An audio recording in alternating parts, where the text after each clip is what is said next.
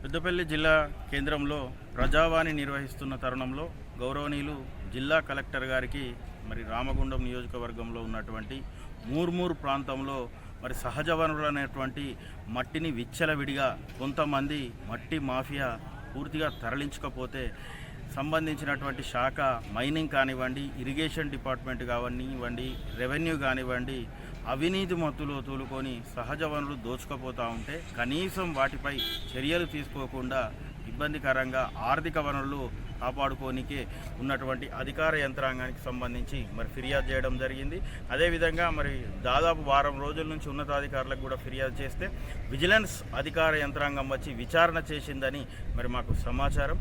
ఏది ఏమైనప్పటికీ ఇరిగేషన్ డిపార్ట్మెంట్లో ఉన్నటువంటి డిఈ, ఎస్సీ, ఈఎన్సీకి సంబంధించి రెవెన్యూ కానీ మైనింగ్ ఏడీ గారిపై కఠిన చర్యలు తీసుకొని కేవలం అనుమతి తీసుకొని కొండంతా తవ్వకపోయి ప్రజాధనాన్ని దుర్వినియోగం చేసే విధంగా సంబంధించినటువంటి మట్టి మాఫియాకు ఈ అధికారులు సహకరించడం నిజంగా విడ్డూరంగా ఉన్నది. ఏదైతే రాయల్టీ కట్టిర్రో దానికి సంబంధించి అక్కడ తీసుకుపోయినటువంటి మట్టిని పోయవలసి ఉంది.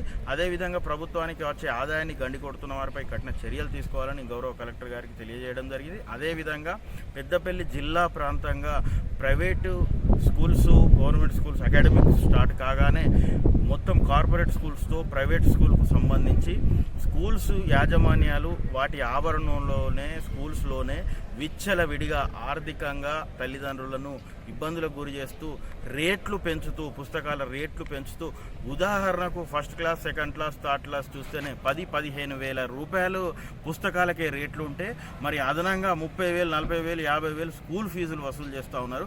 ఈ మరి అవినీతి డిఈఓ గారు ఏం చేస్తున్నారని మేము ప్రశ్నిస్తూ ఉన్నాం. ఫైట్ ఫర్ బెటర్ సొసైటీగా జిల్లా విద్యాధికారి మరి జిల్లాకు విద్యాధికారా లేకపోతే ప్రైవేటు పాఠశాలలకు, కార్పొరేట్ స్కూల్స్కు సలహాదారులుగా పనిచేస్తున్నారని మేము ప్రశ్నిస్తూ ఉన్నాం. ఇప్పటికైనా ఆ రేట్లను అరికట్టాల్సిన బాధ్యత జిల్లా విద్యాధికారిపై ఉందని గౌరవ కలెక్టర్ గారికి కూడా సూచించడం జరిగింది. అదేవిధంగా గోదావరి కని ప్రభుత్వ ఏరియా ఆసుపత్రి ఎన్నో పోరాటాలు చేసి మెడికల్ కళాశాల సాధించుకుంటే ఆ కళాశాలకు ప్రిన్సిపల్గా వ్యవహరిస్తున్నటువంటి గౌరవనీయులు హిమబిందు మేడం గారు మరి ఆసుపత్రి కానీ మెడికల్ కళాశాల నిర్వహణ కానీ పూర్తిగా అస్తవ్యస్తంగా తయారై ఉద్యోగాలలో అనేక అవకతవకలు జరిగి అక్రమాలకు పాల్పడి అంగట్లో సరుకుల్లాగా ఉద్యోగాలు అమ్ముకుంటూ ఉంటే కూడా సంబంధించినటువంటి అధికార యంత్రాంగం పట్టించుకోకపోవడం బాధాకరం.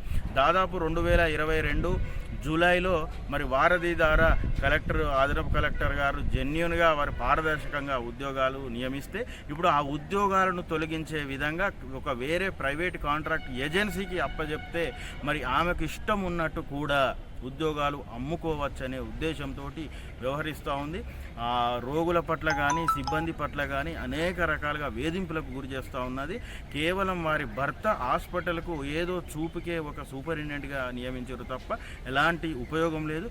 కావున గౌరవ కలెక్టర్ గారు కానివ్వండి, స్థానిక ఎమ్మెల్యే మకాన్ సింగ్ గారు కానివ్వండి, అదేవిధంగా రాష్ట్ర డిఎంఈ గారు కానివ్వండి, ఆరోగ్య శాఖ మంత్రి సంబంధించినటువంటి వారు కానివ్వండి, యుద్ధ ప్రాతిపాదికన ఆమె మీద విచారణ చేసి గవర్నమెంట్ కాలేజీకి ఆసుపత్రికి సంబంధించి మెడికల్ కాలేజీకి సంబంధించినటువంటి ప్రిన్సిపల్ హిమబిందు గారిని యుద్ధ ప్రాతిపాదికన ఆమెపై సమగ్ర విచారణ చేసి సస్పెండ్ చేయాలని మేము డిమాండ్ చేస్తూ ఉన్నాం.